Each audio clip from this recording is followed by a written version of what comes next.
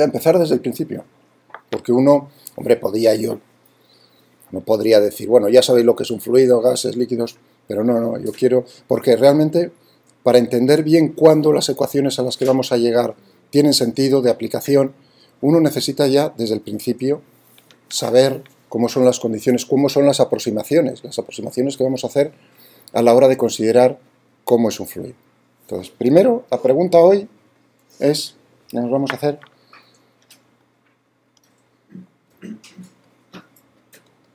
¿Qué es un fluido? Y una vez que hayamos aclarado, por si hay malentendidos, qué es un fluido, qué es lo que lo diferencia de otros tipos de materia, otro tipo de cuerpos en la naturaleza, pues nos preguntaremos, paso 2, es cómo podemos describir desde el punto de vista físico, matemático, el fluido. Describir y representar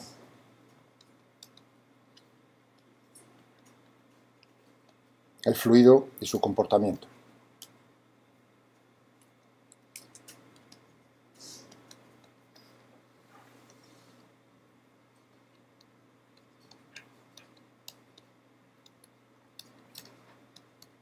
¿De acuerdo? O sea que hoy son dos preguntas las que nos hacemos. ¿De acuerdo? Y estas nos ayudarán cuando veamos las aproximaciones, cómo estamos considerando el fluido, qué aproximaciones, qué puntos de vista vamos a aplicar. Entonces, a continuación, sí ya nos podremos ocupar de llegar a las ecuaciones que describen el movimiento del fluido, pero que la describirán siguiendo esas aproximaciones o el punto de vista que es. ¿Entendido? Muy bien. Un poco de, si queréis, antes de nada, quizás la bibliografía. Así no se me pasa. O sea, que os recomiendo, dentro de lo que es la bibliografía de la asignatura, que año tras año voy reduciendo, y el próximo año reduciré más todavía la cantidad de libros. Dentro de lo que es la bibliografía, pues aquí tenéis los dos que yo considero que son, digamos que hay más, un poco más difíciles, un poco más fáciles, pero estos dos yo creo que están bastante bien para ya simplemente con ellos la asignatura cubrirla. En el caso del Sonnesil,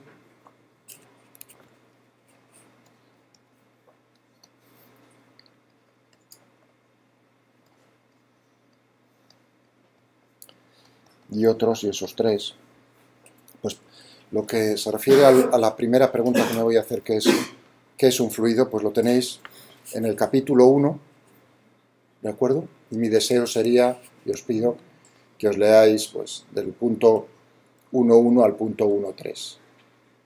1.1, 1.2, 1.3. Sobre todo el 1.3, los otros dos, pues lo que te llevan es al principal, al que yo quiero, que es punto 1.3. Conceptos fundamentales, ¿no? Capítulo 1, pues los puntos 1.1, 1.2, 1.3.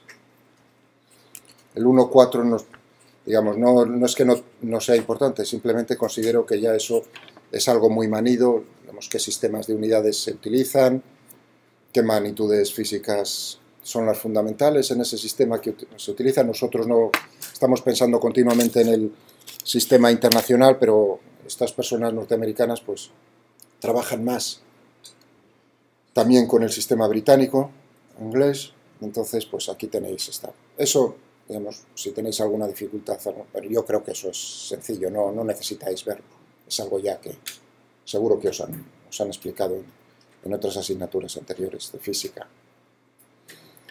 Lo de resolver problemas, bueno, pues en todos los libros de estos, como veis, es cómo enfrentarse a los problemas. Yo me recomiendo, lo hace la práctica. O sea, ahí vienen unas indicaciones, pero no es la memoria, es realmente a la hora de la verdad cada uno desarrolla sus propias tácticas, iba a decir, no todas son la misma, aunque se parecen, pero cada uno ahí, no os preocupéis. Es decir, que de este capítulo son eso.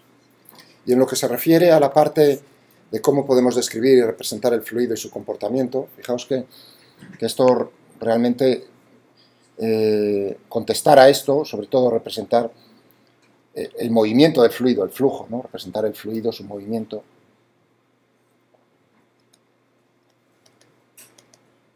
Para esto, claro, en el fondo es lo que es la dinámica. Para ver el movimiento necesitamos estudiar en relación con las causas que lo producen. Es decir, que sería la dinámica, en definitiva, lo que nosotros buscamos. El movimiento y sus causas. Pero, antes que nada, lo que intentaremos hacer es olvidarnos un poco de las causas, sino simplemente ver, como se hace en mecánica en general, antes de ver la dinámica, pues describir el movimiento, la cinemática. Es decir, olvidarnos qué es lo que lo produce, por un momento, al principio, y simplemente centrarnos en ver cómo se mueve, cómo podemos representar eso. Es decir, que en este punto 2 realmente en lo que me quiero referir es a la cinemática. Centrarme únicamente en la descripción del movimiento. Por eso dije cómo podemos describir y representar. Evidentemente el resultado del movimiento tiene que ser por las fuerzas que se están aplicando. Bueno, eso es más adelante. O sea que los pasos que se siguen no difieren cómo se haría con la mecánica de la partícula. Cinemática, dinámica, caso particular la estática, es lo mismo. Si bien en mecánica de fluidos intercambian y dan primero normalmente los textos estática que dinámica, no es de mi gusto, pero bueno, tiene sus razones, por la complejidad del problema. No tiene. Bien, eso quiere decir que tenemos que ver dónde, aquí en este texto donde nos habla un poco de cómo describir.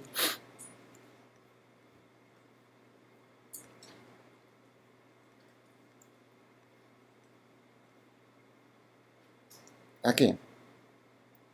Fijaos, en el capítulo 10.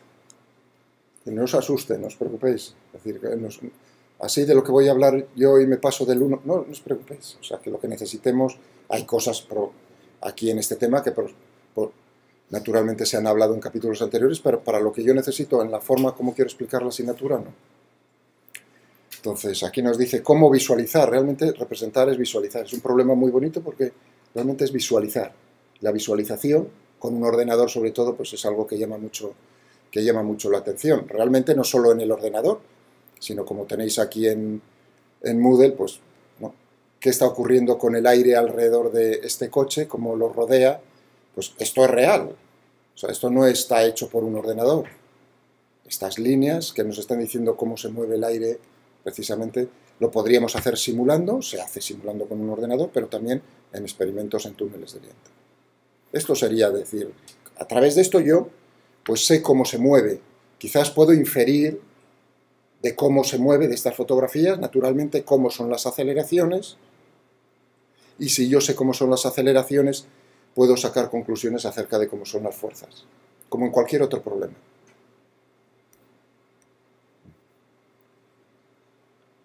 Aquí estaba, en el capítulo 10, que es lo que vamos a tratar, así, dentro de lo que es la cinemática, ya veis, cinemática, pues desde el punto, bueno, 10.1, la introducción, el 10.2, 10.3, bien, el 10.5, el 10.4, bueno, 10.4, 10.5, o sea, en este capítulo hasta lo que es el 10.6.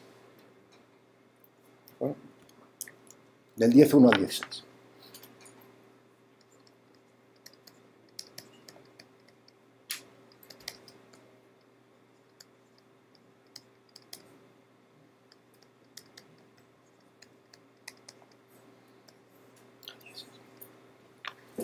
Y en cuanto al otro texto, al White, este libro tan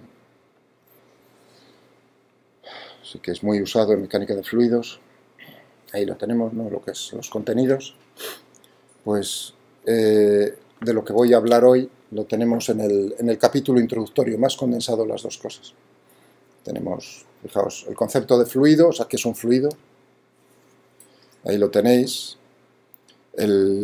Ahí ya, bueno, habla de, claro, ¿qué es la aproximación que vamos a hacer? Considerar el fluido como un continuo, pero la discusión es cuándo eso, a lo que vamos a llegar nosotros también, ¿no? Es un medio continuo, considerar un fluido como un medio continuo, como otros, como sólidos elásticos, también se considera como, es la mecánica de medios continuos, se habla así. Pero bajo qué condiciones es lo que yo quiero que tengáis claro. Cuando este paso de utilizar esto es correcta, porque no siempre es correcta. Ahí está la cosa. Bueno, o sea que tendríamos desde el... Hombre, si os gusta la historia un poco, pues aquí habla de... Pero en particular del 10.4, mirad, aquí pone lo de técnicas de resolver problemas. El otro lo ponía al final. No es que se copien unos a otros, es simplemente dónde lo coloca uno. El 10.4, 10.5, el 10.6 nada, que es lo mismo que... O sea, nada, no es que no sea importante, sino... 10.7, 10.8, 10.4, 10.5, 10.7 y 10.10, 10.11. ¿De acuerdo?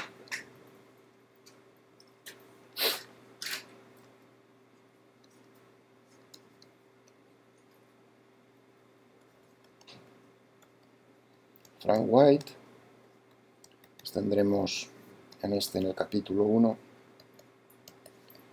10.4, 10.5, 10.6, ¿no? He dicho.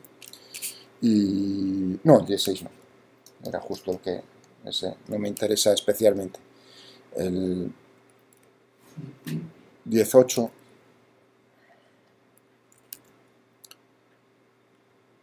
17, sí. 17, 18. El 10.11. 10.10 y 10.11. Es decir, el capítulo 1 y os saltáis las cosas que os estoy diciendo. ¿De acuerdo? Ya tenéis entonces una indicación de lo que voy a hablar, donde lo podéis encontrar en estos textos y en otros más, por supuesto. ¿Alguna duda al respecto? O sea que una indicación clara, porque yo sé los problemas que representa seguir mis explicaciones, o sea que no creáis. Más bien os devuelvo la pelota. Una vez que hago esto normalmente el problema es que os lo leáis, o sea que eso sea así. Pero bueno, dicho eso, entonces no hay ya más, ya no tengo nunca réplicas, porque claro, es decir, es que no me dices dónde, no, te lo estoy diciendo ahora mismo. Hacedlo y ya está. ¿No veis? Es muy fácil. Es como lo de decir, es que no contestas las preguntas, digo, jo, ¿no? Sacas la lista de correos electrónicos y dices, tú mismo has tenido tiempo para preguntarme lo que has querido. Pero vamos, eso es una broma. Entonces vamos a intentar contestar estas dos cosas.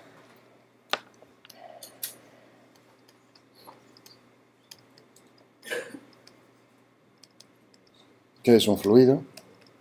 Voy a poner otra vez un esquema así para que tengáis idea de qué es lo que, cómo representar, cómo describir el movimiento del fluido. Movimiento y el comportamiento. Cómo describir el movimiento del fluido. Entonces, aquí naturalmente lo que haremos pues será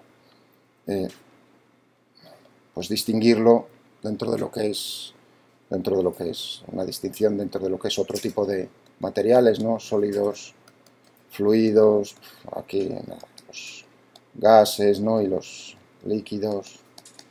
Vemos. O sea, que veremos que es un fluido realmente apoyándonos en algo ya que es conocido, lo que son los sólidos. Aquí dentro de sólidos, pues veremos cómo cojo lo primero sólidos rígidos, sólidos elásticos. Es decir, fijarme en las características de la materia, cómo la puedo estudiar y entonces veremos qué es lo que caracteriza frente a otros los fluidos. Y aquí veremos también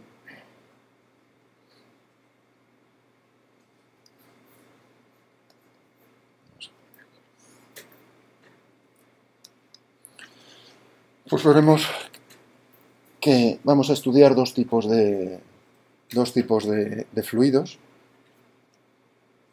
Vamos a poder simplificar, porque el arte de la física, de la mecánica, siempre el arte de la simplificación del problema. Entonces veremos que nos podemos enfrentar a lo que se llama fluidos ideales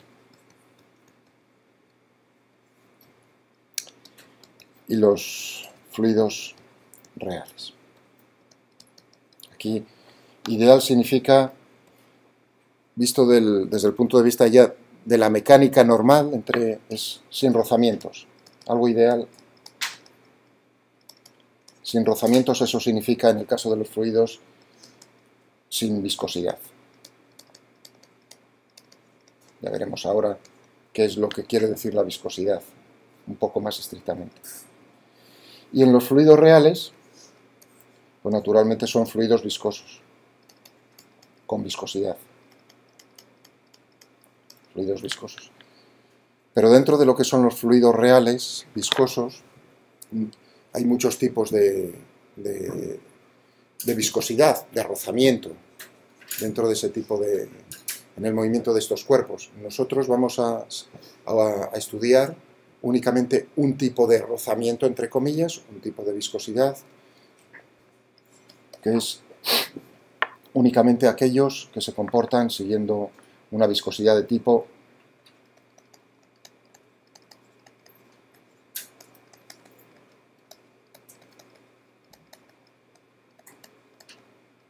Newton. No cualquier tipo de fluido real vamos a estudiar, sino los más sencillos, que son aquellos que se conocen o se dice que son de tipo newtoniano, su viscosidad. Ya veremos a ver cómo es ese tipo de fluidos. Pero no son los únicos. Y en el momento de que discutamos cómo podemos describir el movimiento del fluido, pues ahí veremos el punto de vista, veremos dos puntos de vista.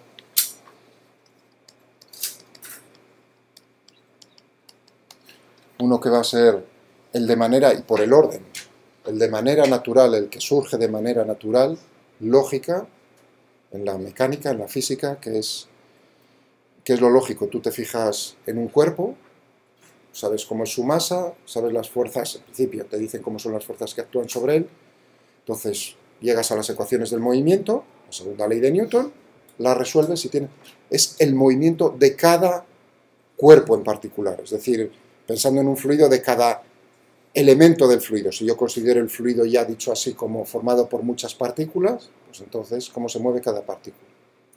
Estudiar cómo se mueve individualmente cada partícula, eso es el punto de vista, recibe un nombre, que es el punto de vista lagrangiano.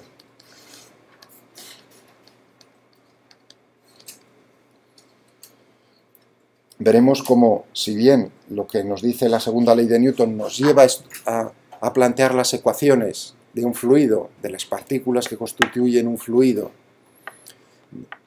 en su forma lagrangiana, a la hora de sacar conclusiones sobre el fluido y los efectos que tiene sobre cuerpos que están en contacto con él o dentro de él, o que lo engloban. Entonces, el punto de vista mejor no es no es saber cómo se mueve cada elemento de fluido, sino realmente el punto de vista que nos interesa es cómo es lo que ocurre en cada punto del espacio, no para cada elemento de fluido, sino para cada punto en el espacio. Claro, como es a lo largo del tiempo, por supuesto, en cada punto del espacio eso no se corresponde con un elemento de fluido.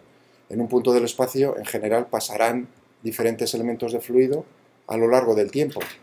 Por lo tanto, el punto de vista es, como veis, uno material. Ya dejo ahí caer la palabra material.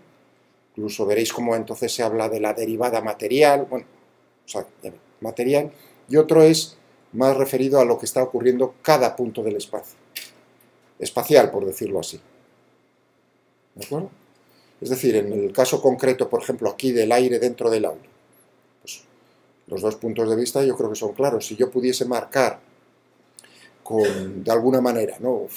Con fluorescencia, algunas moléculas de un elemento de fluido, pues podría perseguirlas y ver cómo es la trayectoria de cada una de ellas.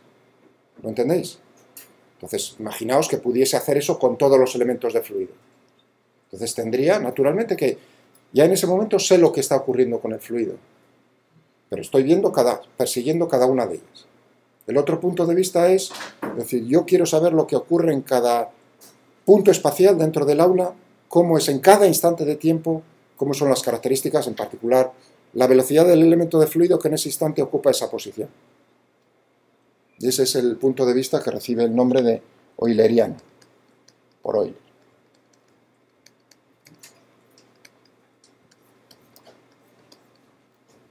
Pero el natural es el lagrangiano.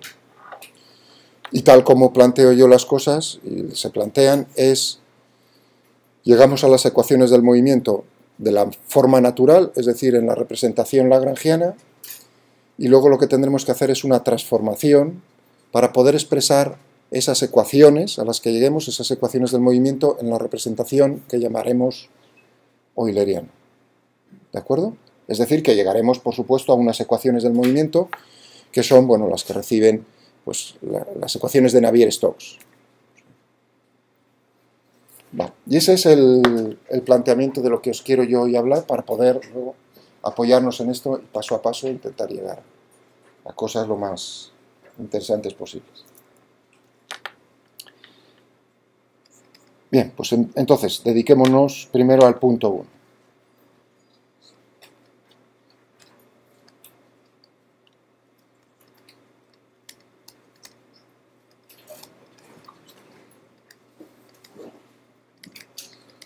¿Es un fluido? Bueno, pues, y ahora hay que pensar, nada más, nada raro. ¿Qué es un fluido? Pues como todo en la física, ¿de qué trata la física? De la materia, la materia, las fuerzas, ¿qué hacen esas fuerzas sobre cómo interactúa la materia ejerciéndose fuerzas? Es decir, lo fundamental es la materia y las fuerzas que se ejercen entre cuerpos materiales. Entonces, por supuesto que es materia. Como nosotros ya no partimos, ya tenemos conocimientos, ya sabemos que la materia está constituida, pues en principio para mí lo que me interesa, pues átomos, cómo está organizada en forma de átomos y moléculas, ¿no?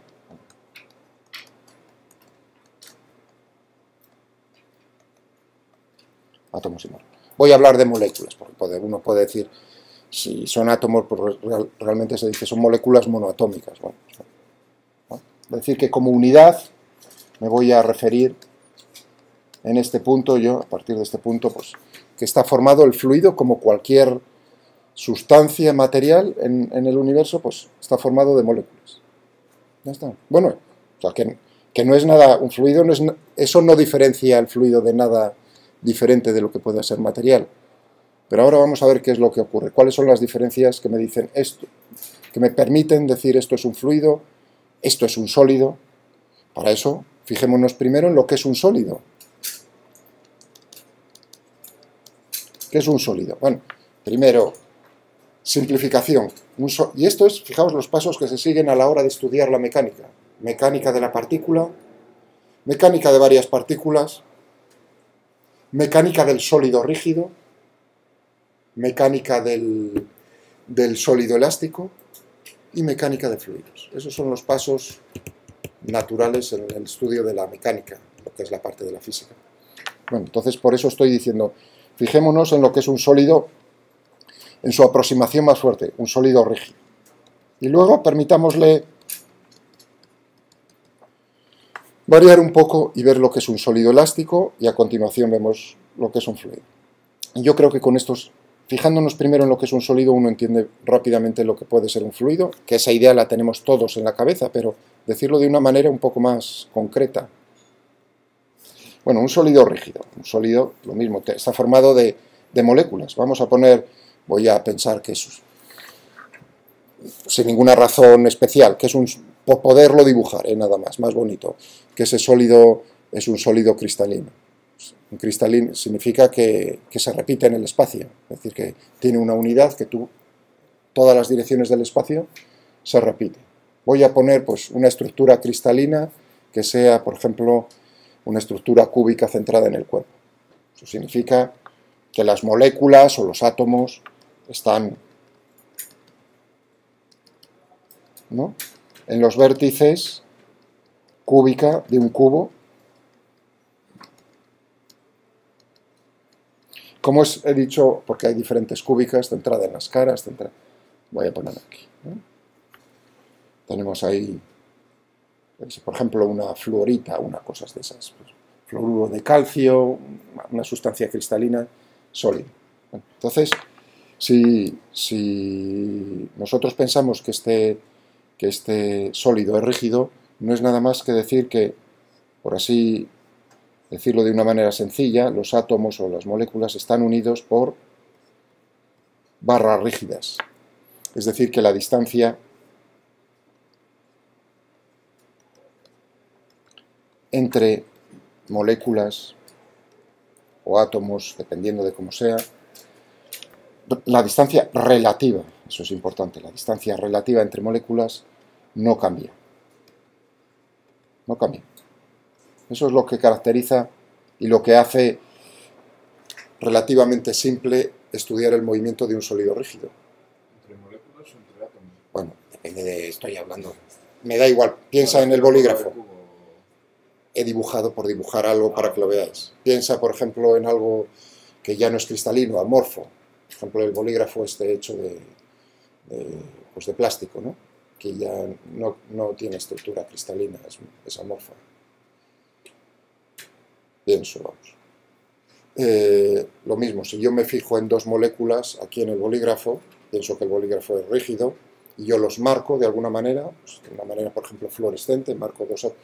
El bolígrafo se podrá mover en el espacio como quiera, pero la distancia relativa entre esas dos moléculas, si es rígido el bolígrafo, no cambia. Eso es lo que caracteriza que sea rígido, ¿no? Sí, el bolígrafo girará en el espacio, lo podré lanzar, girar, se traslada y rota, pero desde luego no, las distancias relativas no cambian. De hecho, ya he dicho ahora, se traslada y rota, porque es fácil estudiar el sólido rígido, digamos, dentro de lo que son cuerpos con volumen, porque puedes dividir el movimiento en dos cosas. En la traslación, es decir, se comporta como un cuerpo puntual, que está relativamente chupado, y en una rotación. Es decir, que eso es lo que permite.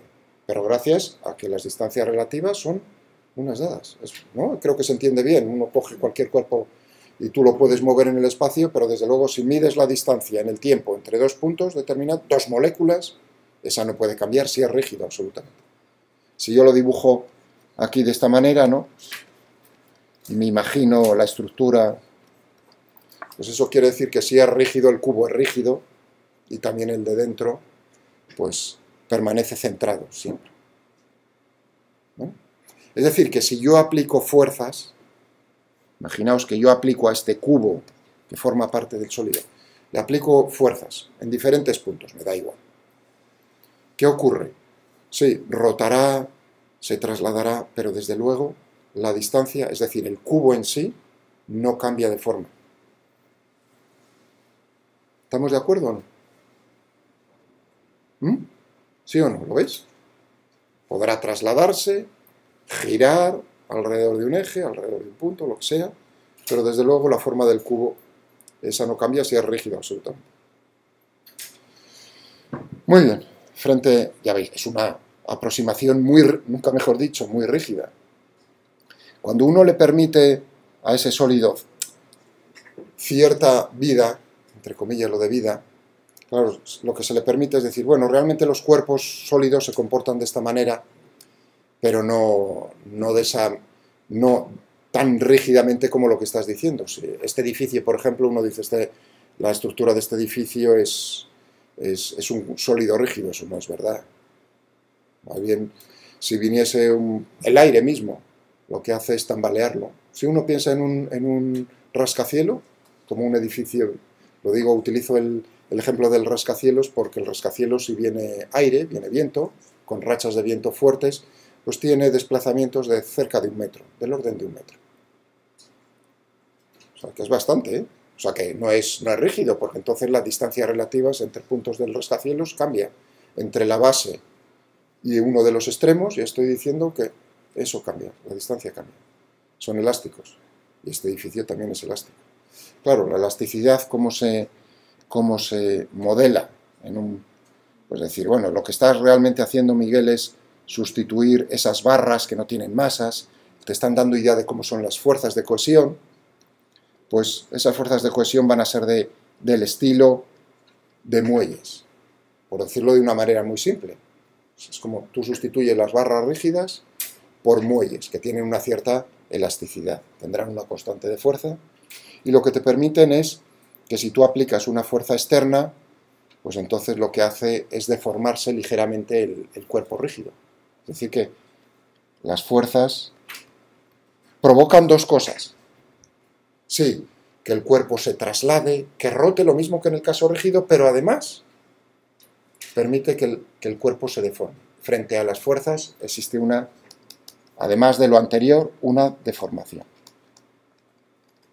Y a su vez también sabemos que para mantener esa deformación, si yo veo un cuerpo rígido deformado, entonces sé que tiene que haber fuerzas que sean causantes de esa deformación. Eso es en ambos sentidos. Si está deformado, estoy pensando en el modelo sencillo, es decir, en muelles así. Por supuesto, hay cuerpos que son plásticos.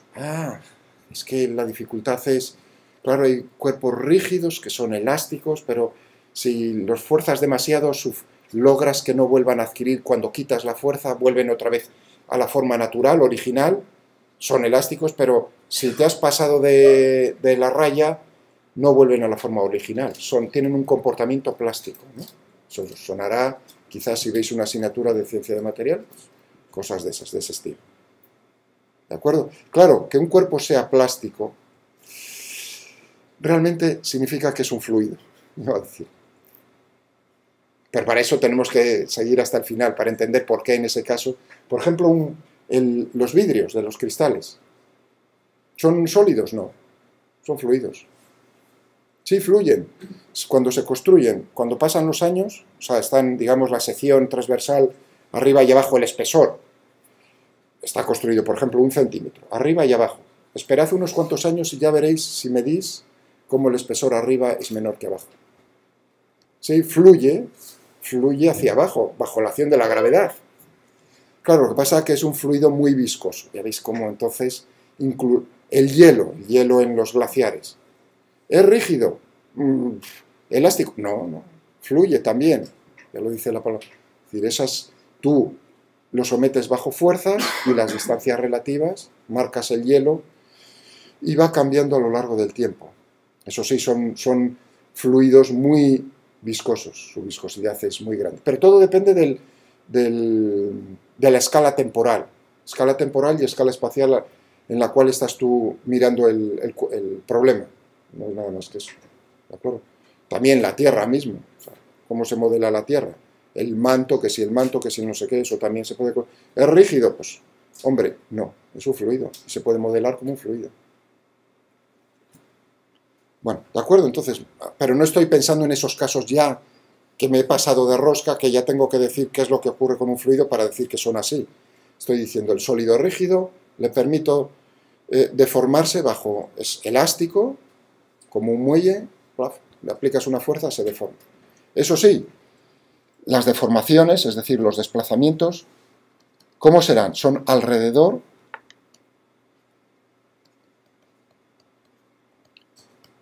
se desplaza ligeramente alrededor de las posiciones de equilibrio.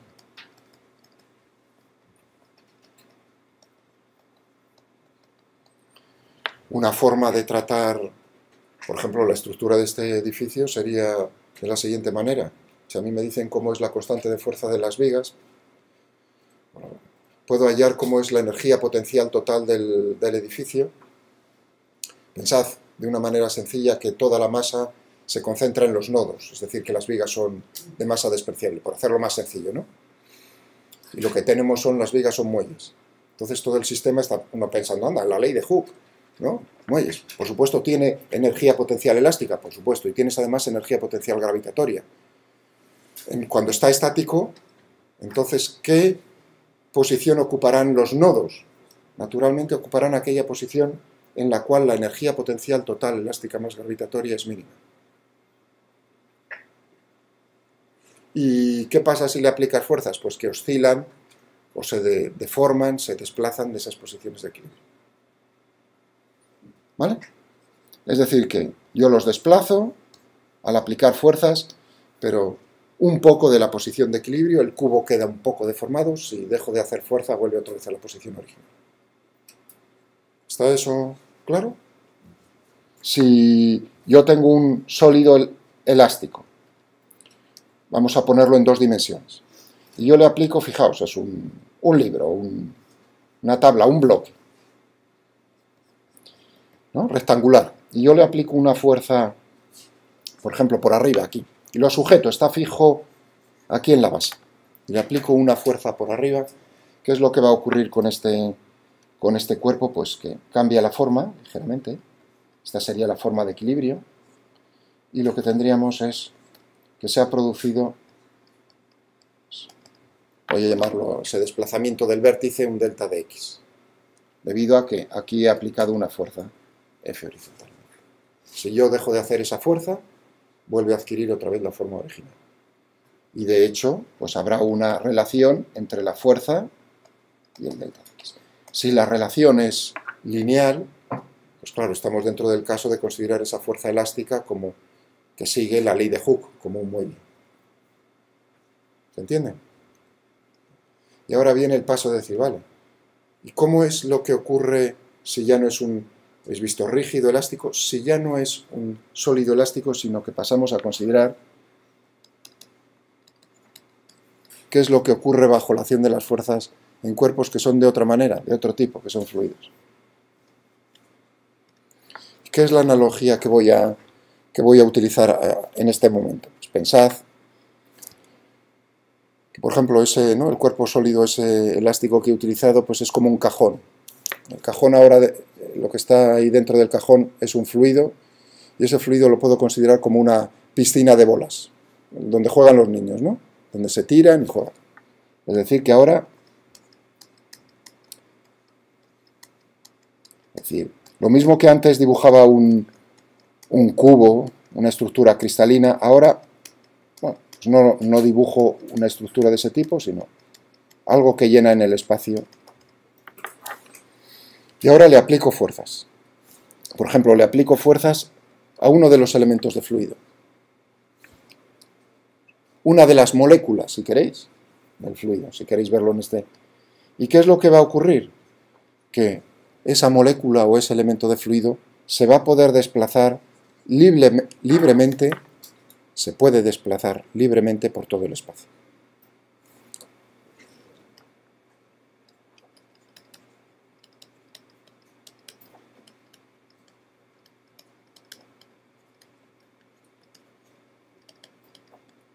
Se pueden desplazar, vamos a poner así entre comillas lo de libremente, porque hay que decir qué significa lo de no quiere decir que no haya fuerzas entre, sino que pueden ocupar otra posición en el espacio distinta, muy alejada de la que tenían originalmente, libremente por el espacio.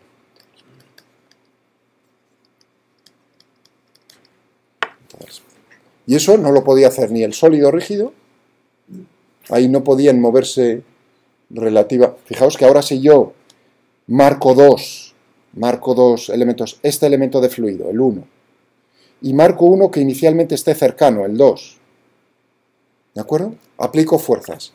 Pues resulta que el 1 sigue esta trayectoria, por ejemplo, roja, pero el 2 puede terminar estando aquí. Mientras que el 1 terminaba aquí, el 2 termina aquí. Muy alejado uno del otro. Es decir, que por supuesto que las distancias relativas no permanecen constantes, pero todavía es más fuerte que en los sólidos elásticos. Fijaos que ahora, si yo dejo de aplicar las fuerzas que han provocado ese movimiento, la estructura del fluido no vuelve a su posición original, como en los sólidos elásticos, sino que permanece, entre comillas, deformado. Por eso ahora entendéis el comentario que hice yo hace un momento acerca de sólidos dentro de lo que es la zona plástica, es decir, que ahí ya permanecen deformados. Es lo que nos está ocurriendo aquí en el fluido. Está eso, y eso es lo que es un fluido. Luego, claro, ahora viene lo de libremente. Si uno ha entendido esto, que es lo que tiene uno en la cabeza, no es nada especial, pero hay que intentar ser estrictos en lo que... Porque si no hay... En el sentido de que si uno entiende esto, también puede entender por qué sólidos, entre comillas, que uno considera que son sólidos como el hielo, se pueden considerar como fluidos. Si yo estoy considerando el problema o tratando el problema de un glaciar, o cómo es la estructura del hielo en la Antártida o en Groenlandia. Ahí no utilizo ecuaciones correspondientes a un sólido, sino cómo se mueve un fluido. Y así se modela, ¿eh? No es que así es como se modela. Eso sí, las escalas temporales son mucho más largas. Claro, la velocidad es diferente, de otro tipo, de otro orden de magnitud. Bien, que sea libremente no significa, yo no he dicho en ningún lugar, que no existan fuerzas, yo no he dicho que no existan fuerzas de cohesión, como en los sólidos. Yo no he dicho que no existan fuerzas. He dicho que se pueden mover libremente si tú aplicas fuerzas suficientemente grandes para cada una, pues desplaces un elemento de fluido respecto a otro lo que te dé la gana. Pero eso no implica, lo de libremente, que no haya fuerzas de cohesión. Sí hay fuerzas de cohesión. Fuerzas de cohesión intermolecular. Claro, son de otro orden de magnitud mucho menor que la que hay en los sólidos. Es decir, que sí existen fuerzas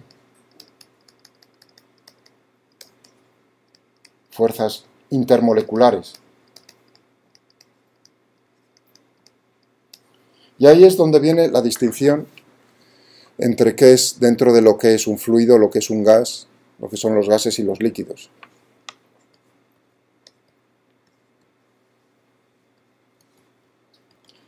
En los líquidos las fuerzas de cohesión son más grandes, mucho más grandes que en los gases.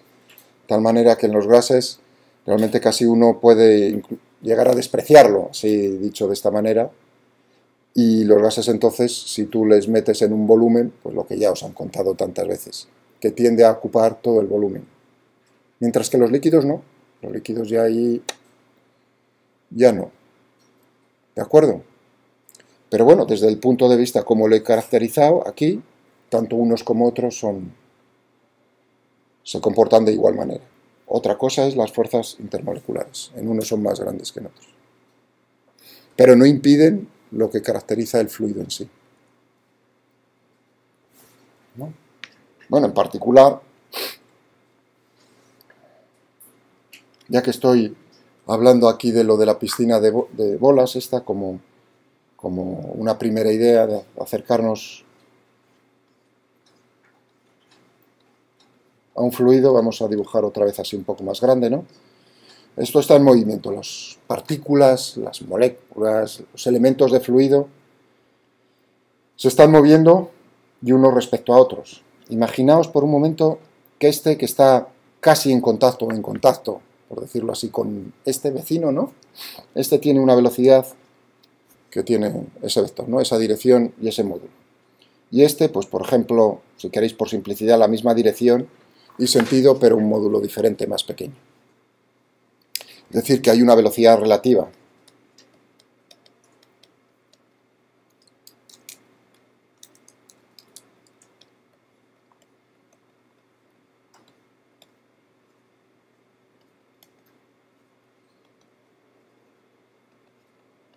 Vecinos. Entre elementos de fluido vecinos. Y ahora si uno piensa decir, hombre, si esto es como una piscina de bolas, esas son rígidas, por así decirlo, o si queréis elásticas, un poco con elasticidad, pero claro, si están en contacto habrá un rozamiento entre ellas, seco, ¿no? Si están en contacto unas... Ahora ya veis que es un modelo muy sencillo, si están en contacto, porque realmente entre moléculas no están tocándose. Claro, las fuerzas de contacto son fuerzas intermoleculares, por otro lado. Es decir, todavía intento quedarme en lo que es la física clásica. Están en contacto. Si tuviesen la misma velocidad, se moviesen en la misma dirección, con el mismo sentido, con el mismo módulo, la distancia relativa no cambia, ¿no?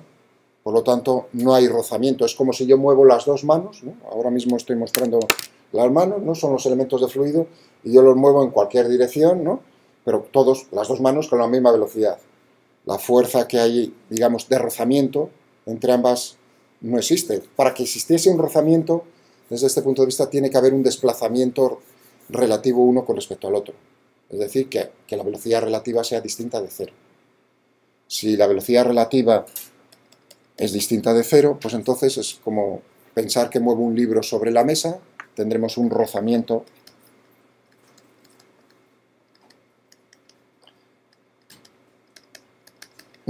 cinético. Bueno, eso, cuidado. Eso considerando que la superficie de esas bolas que constituyen de los elementos de fluido no sea muy pulida, porque si es muy pulida, no hay rozamiento. Si fuesen hechas de hielo, el coeficiente de rozamiento lo puede reducir mucho, de tal manera que podríamos considerar en el caso ideal que no hay rozamiento, a pesar de que hay velocidad relativa, desplazamiento relativo de unas con respecto a otras, ¿no? ¿Veis? Desplazamiento relativo es lo importante. Claro, ahora uno se fija, depende, puede haber o puede no haber, como en el caso entre sólidos. Y ahora es donde viene el punto, es decir, si no hay ese rozamiento, estamos en el caso ideal.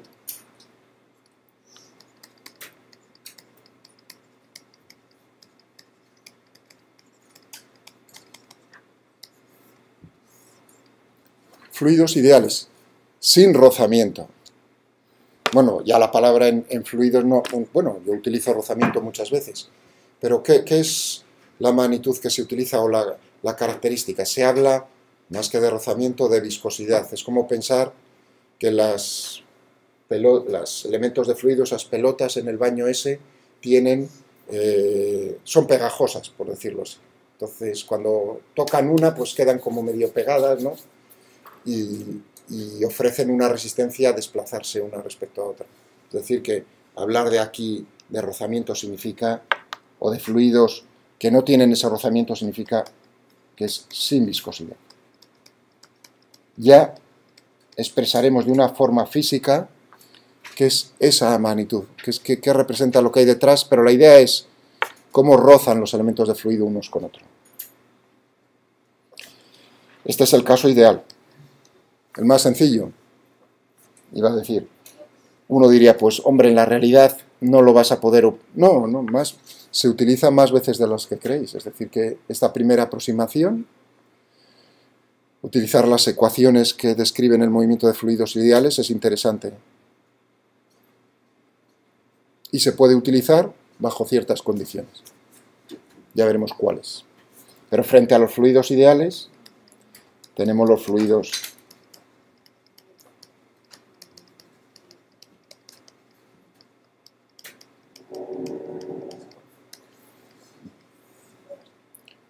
reales, que esos sí que tienen viscosidad. ¿Y qué vamos a estudiar nosotros en nuestra asignatura? Claro, ahora uno piensa, vale, pues vas a tener un tipo de rozamiento. Ah, un tipo de rozamiento, pero hay muchos tipos de rozamiento. Estudiaremos únicamente aquellos fluidos reales, es decir, con viscosidad, que se comporten de una manera muy particular.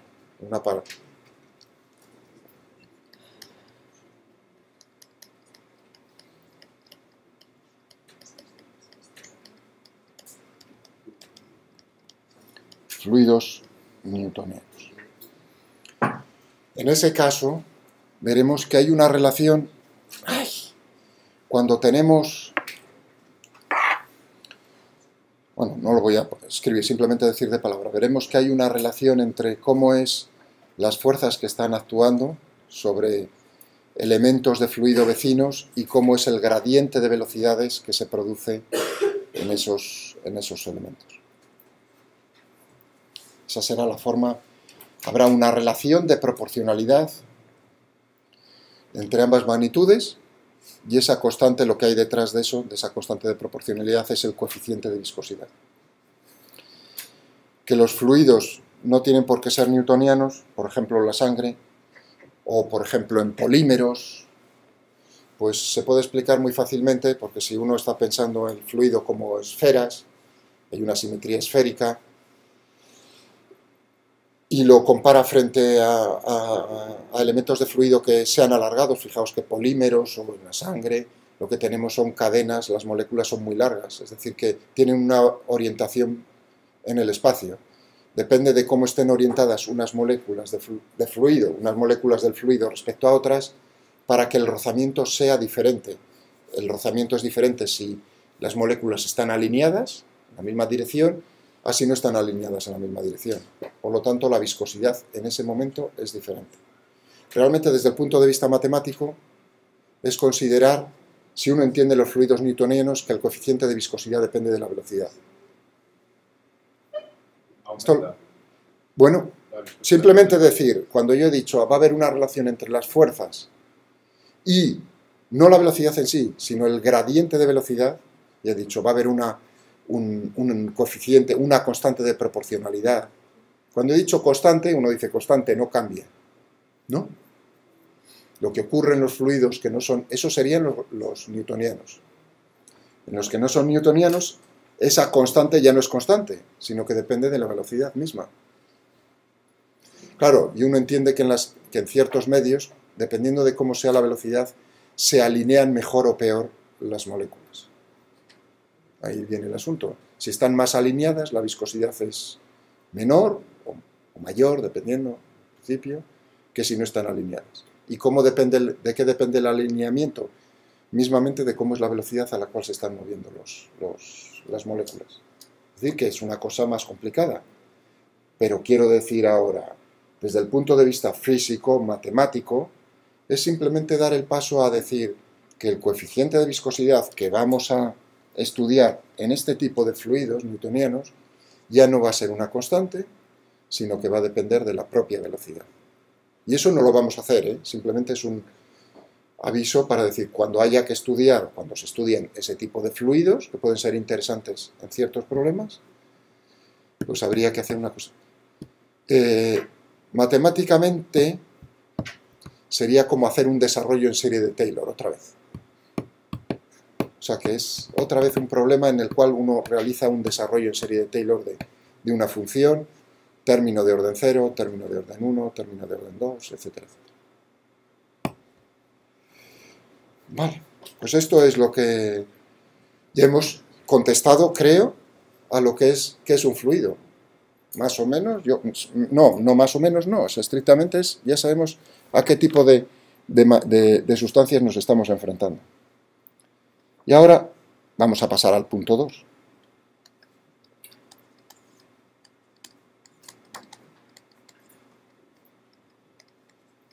Cómo describir el fluido y su movimiento.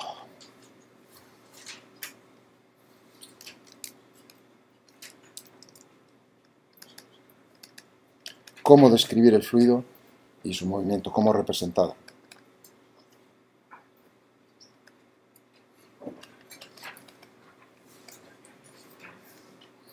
Cómo describir. Y ahora pensemos. Vale. O sea que el fluido es materia, la materia está formada de moléculas.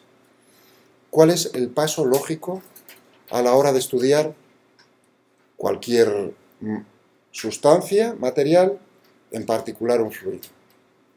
O sea, digamos, ahora, desde el punto de vista de lo que sabéis de física, ¿cuál es lo lógico? No penséis en las dificultades que uno se enfrenta sino cuál es el paso lógico. Y ahí quizás entendáis por qué hemos visto el movimiento de pelotas de baloncesto en el aire. ¿Qué es lo lógico? Si uno dice, pues, bueno, el fluido lo que son muchas moléculas, pues me fijo en cada molécula, simplemente. Si yo sé cómo se mueve cada molécula del fluido, sé cómo se mueve el fluido. Entonces es reducir y pensar. Lo lógico. Lo lógico es centrarme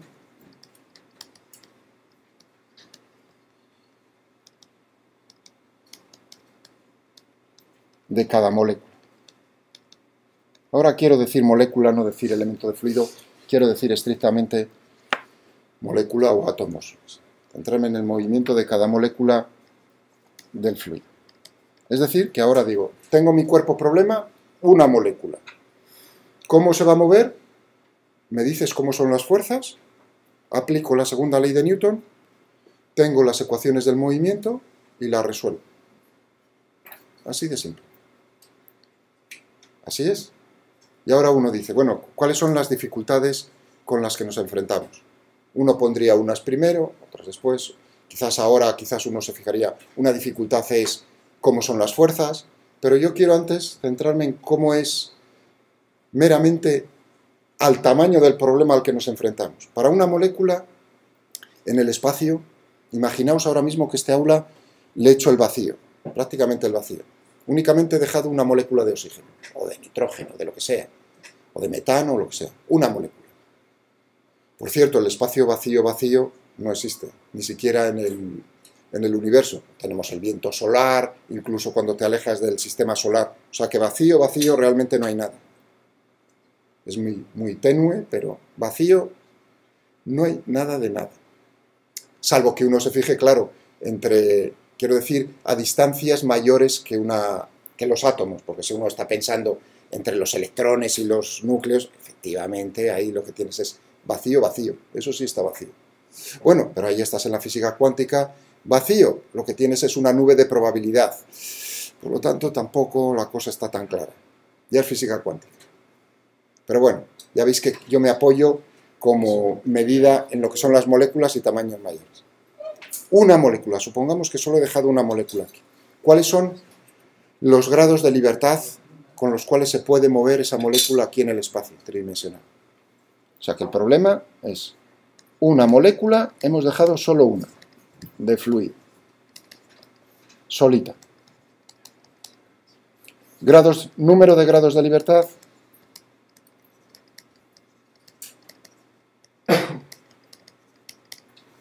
Del movimiento, hombre, sencillo, ¿no? Se puede mover número de grados de libertad. Se puede, ¿perdón? ¿Una molécula de fluido que pone? O sea, una molécula de fluido solita. Solita. O sea que, digamos, quito todas las demás y dejo una. Y le aplico fuerza sobre ella, vamos, no tengo ningún problema. Puedo aplicar de alguna manera. Yo digo, ¿cómo de libre se siente esa molécula? Puede moverse en cualquier dirección del espacio, únicamente pues tendré que aplicar la fuerza correspondiente. En la dirección, si pienso en coordenadas cartesianas, en la dirección del eje X, eje Y, eje Z. Es decir, tiene 3 grados de libertad. Si tenéis dificultades de verlo, fijaos que entonces es lo que estoy yo pensando, claro. Entonces tenéis dificultades con lo que es la mecánica de la partícula, es decir, lo más sencillo de todo. 3 grados de libertad.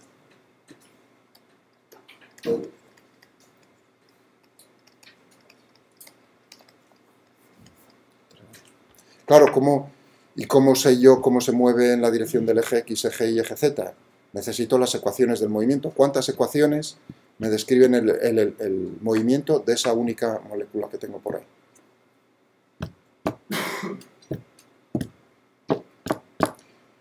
A ver, con el balón de baloncesto. ¿Qué era lo que buscábamos? Las ecuaciones de movimiento para resolverlas y saber dónde se encontraba el balón en cada instante de tiempo. Ahora mismo estoy en el mismo problema. Cuidado, en el balón de baloncesto hacíamos una restricción que era nos restringíamos en un plano. Es decir, que ponía una ligadura de tal manera que el movimiento, en ese caso teníamos 2 grados de libertad, pero en general son 3, claro. Entonces, ¿cuántas ecuaciones? 3.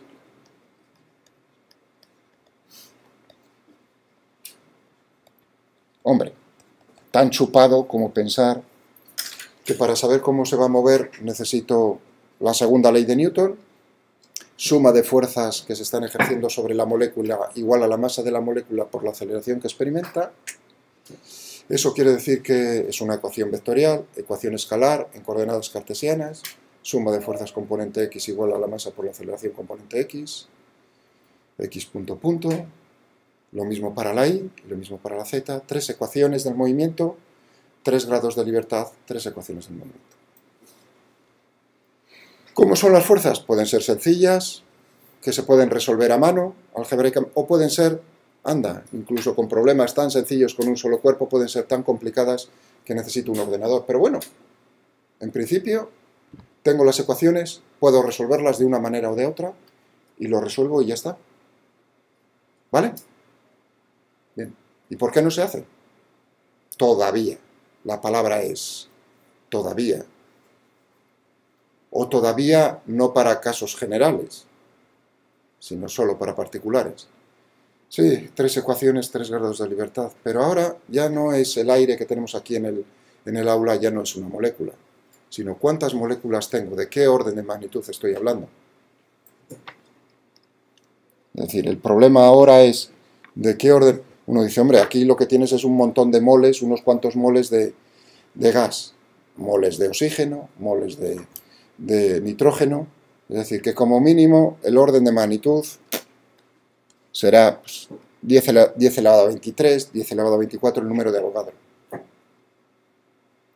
¿No? De ese orden. Ese es el problema al que me enfrento, no una. Cuidado, ahora ya estoy haciendo una restricción. ¿Y por qué va a ser tantas? Si yo el problema que busco es resolver el movimiento del aire, no aquí en la superficie terrestre, no en este aula, sino, por ejemplo, en el movimiento de la Soyuz del otro día, que salvaron la vida, gracias a que los rusos, a pesar de ser chapuceros, son bastante buenos ingenieros, ¿no? Salvaron la vida, es decir, que el cohete falló, pero yo diría que desde el punto de vista de los que estaban dentro, eran buenos ingenieros, salvaron la vida. Las aceleraciones que sufren durante ese proceso, el otro día leí que en otro accidente que les pasó llegaron a sobrevivir con aceleraciones de 20G, 20, 30G, 30 veces la aceleración de la gravedad. Normalmente a ese tipo ya de aceleraciones se puede producir la muerte por simplemente el cerebro comprimido contra las paredes, se producen roturas, un derrame cerebral y adiós muy buenas. ¿De acuerdo? Bueno, pero bueno, lograron hacerlo con los paracaídas con una cierta... Por supuesto, las aceleraciones son del carajo incluso el otro día, pero salvaron. Bueno, pero ahora imaginaos, yo quiero saber cómo es el movimiento, a qué fuerzas estaba sometida la Soyuz, la cápsula, que fue separada del cohete a tiempo, a esa altura, más o menos del orden de 100 kilómetros de altura. Porque fueron varios minutos, ¿no? Hasta que se dieron cuenta cómo vibraba, por cierto, los tíos. Ellos no hicieron la maniobra, fue automáticamente, fue un ordenador el que dio la orden de... O sea, no tuvieron la oportunidad, Pepe, ¿seguimos o no? No, fue el ordenador el que dio la orden automáticamente cuando notó las vibraciones en la estructura, como en este edificio. Si yo noto las vibraciones, también saldría pitando, sin o con ordenador, iba a decir. Entonces, ahí el asunto es modelar. ¿Qué pasaba a esa altura? Y uno dice, hombre, a esa altura, 100 kilómetros, pensando que la densidad del aire, se reduce más o menos a la mitad cada 5,5 kilómetros, la mitad, 11 kilómetros, un cuarto, etcétera, etcétera, decae exponencialmente. A 100 kilómetros más bien nos queda muy poco aire. Queda poco. De hecho, satélites a alturas de 200 kilómetros son frenados por la atmósfera todavía. Y 300 kilómetros. Todos esos satélites necesitan gastar un poco de energía porque si no, la trayectoria es terminar en la Tierra. La reentrada en la atmósfera. Lo cual no es malo, pero bueno. ¿De dónde sacan la energía? Hombre, naturalmente tienen cohetes. No, pequeños. Me refiero a esos cohetes. Una vez que ¿De qué tipo? Caen... ¿Qué tipo de cohete utilizan? O sea, tienen naturalmente un combustible y comburente, entonces lo van gastando, y una vez que terminan de gastarse, pues voilà, la cosa es que se acabó su vida. Una de dos, y ahí viene, que vienen los ingenieros aeroespaciales. ¿Qué hacemos con el cohete? Lo ponemos en una órbita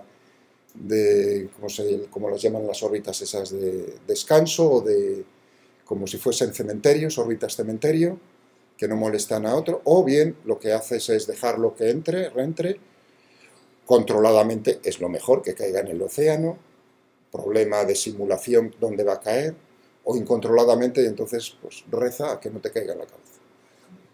O, si tienes mala suerte y explota, pues entonces tienes los debris, la mierda esa espacial que está dando vueltas, que es un problema y bien grande.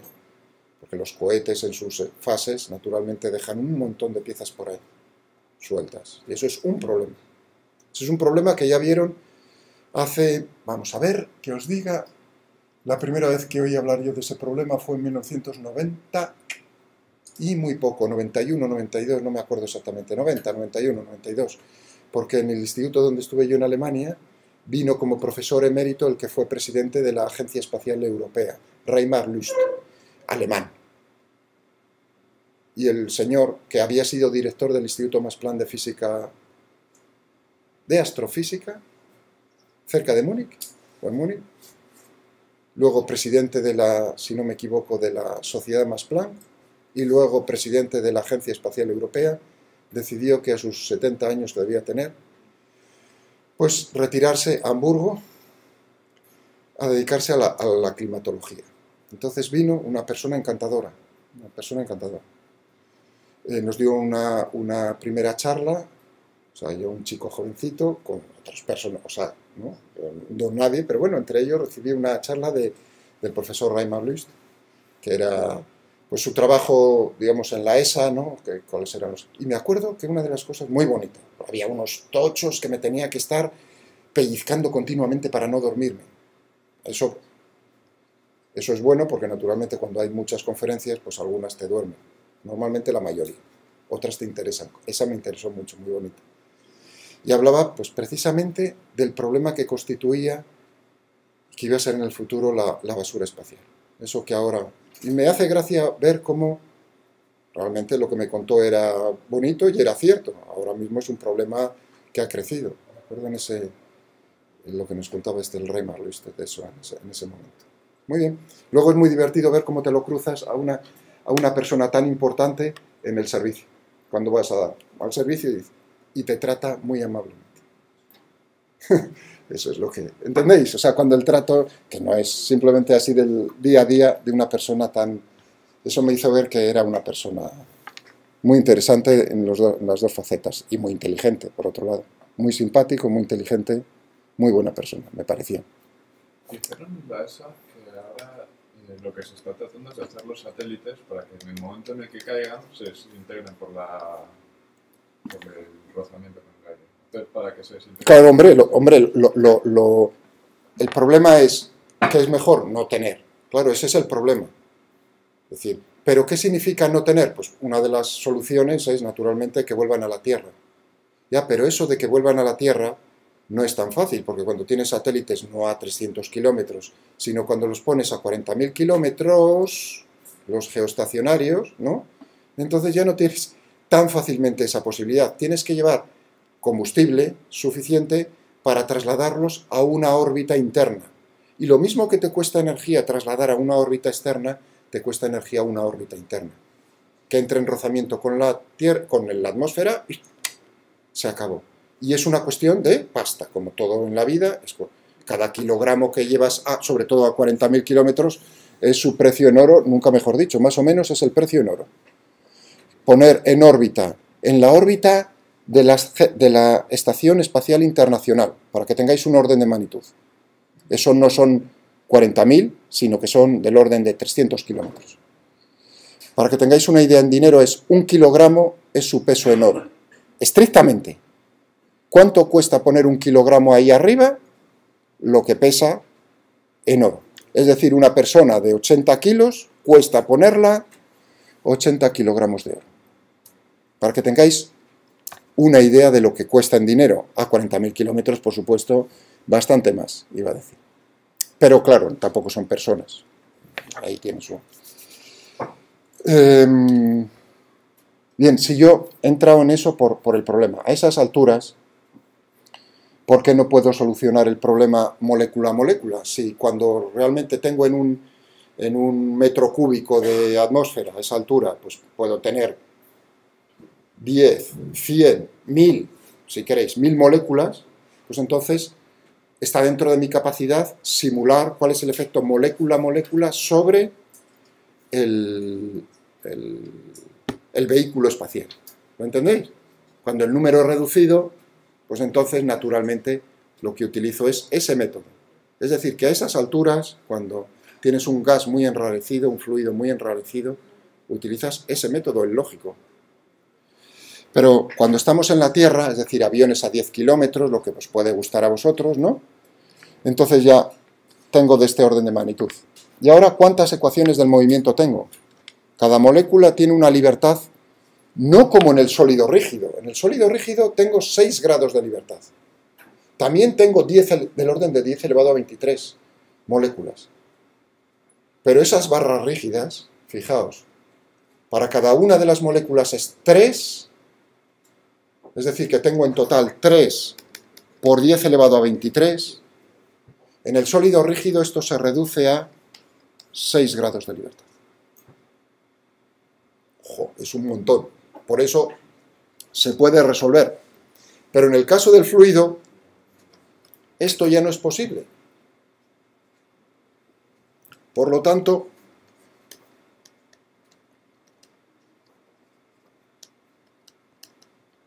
me enfrento a un problema de resolver, un problema de 3 por 10 elevado a 23 grados de libertad, 3 por 10 elevado a 23 ecuaciones del movimiento. Esa es la primera. Si yo tuviese, ¿y por qué dije todavía? Porque si ahora depende, claro, resolver ese problema, desde luego a mano no es posible. Primero, las ecuaciones son acopladas. Segundo, son no lineales. Es decir, claro, por supuesto, si fuesen aisladas, a mí me da igual que sean 10 elevado a 23 que sean 10 elevado a 100. Si cada una es independiente, pues resuelvo una, dos, tres. El problema es que las tienes que resolver simultáneamente, al estar acopladas. Bien, y eso, la solución algebraica no existe, pero la solución numérica sí existe, siempre y cuando tuvieses un ordenador lo suficientemente potente.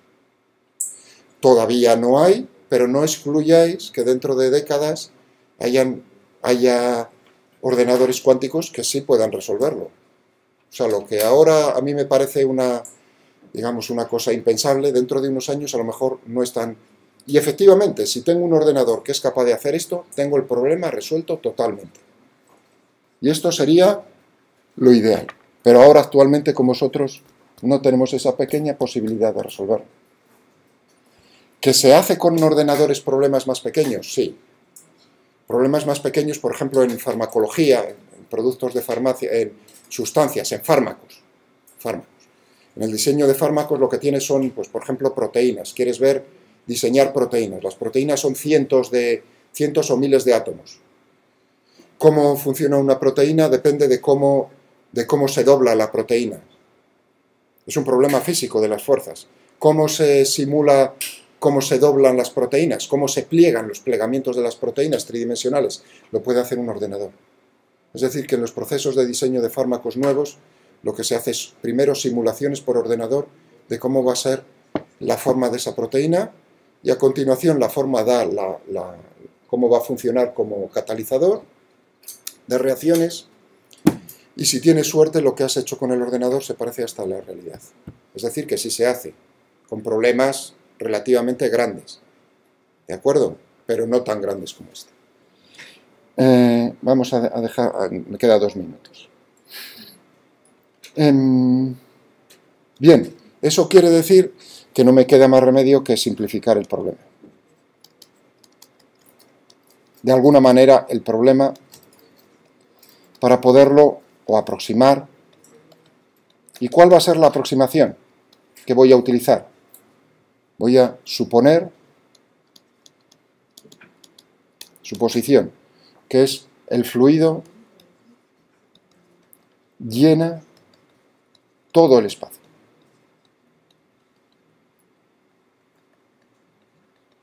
Es, por lo tanto, un medio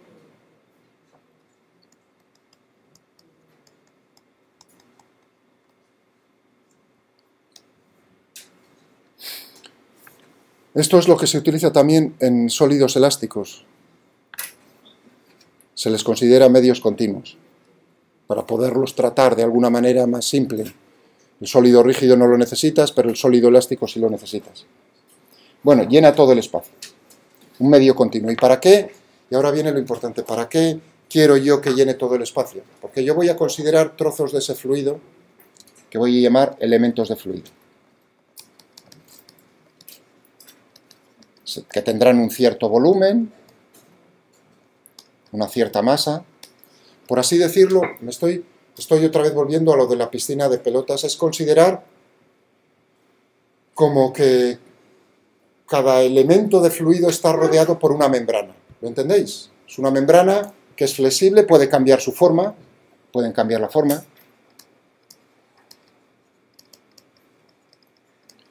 E incluso podrían cambiar su volumen si son compresibles, es decir, que si lo sometes a compresión por todos los lados, su volumen decrece, de tal manera que su densidad aumenta. Pero para mí, desde mi punto de vista, el elemento, y eso es lo principal ahora, el elemento de fluido es como bolsas aisladas, ¿me entendéis?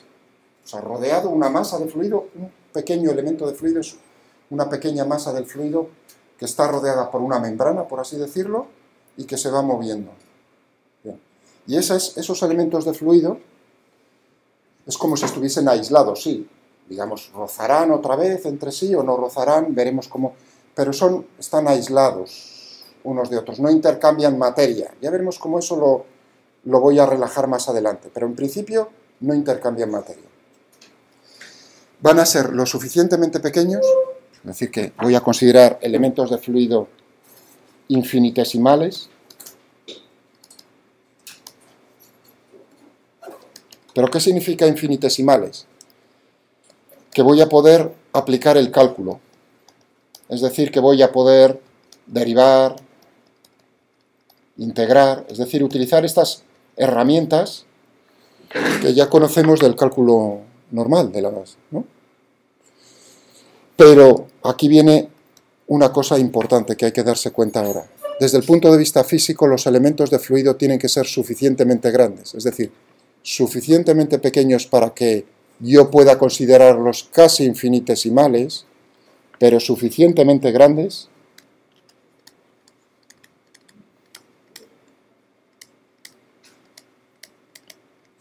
para que dentro de cada elemento de fluido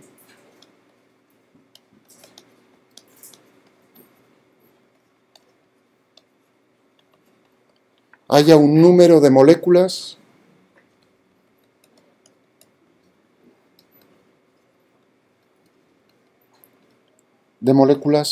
suficientemente grande. ¿Para qué? O sea, lo de grande y pequeño, pues lo vais a entender si habéis entendido la termodinámica, para yo poder obtener magnitudes estadísticamente significantes de cada elemento de fluido. Por ejemplo, con esto lo dejamos. Si yo quiero asignarle a un elemento de fluido una velocidad, ¿qué es la velocidad de un elemento de fluido?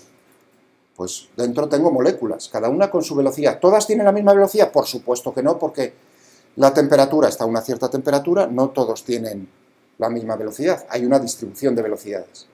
Es decir, que hablar de la velocidad de un elemento de fluido es hablar del promedio de la velocidad de todas las moléculas dentro de ese elemento, dentro de esa bolsa, ¿lo entendéis? Pero claro, si yo tengo solo 10 moléculas, no tiene sentido de hablar promedio, estadísticamente. La termodinámica es mecánica estadística. Únicamente tendrá sentido hablar de la velocidad de un elemento de fluido en su descripción en el continuo, si tengo suficiente, dentro de ese elemento infinitesimalmente, tengo un número suficientemente grande para que tenga sentido hablar de cuál es la temperatura de ese elemento de fluido, cuál es la presión, cuál es la velocidad de magnitudes de ese estilo. ¿Lo entendéis? Eso es lo que... pequeño para poder derivar y poder aplicar las leyes de Newton, pero grande para que tengan sentido esas magnitudes. Y aquí lo dejamos. Perdonad los 3 minutos.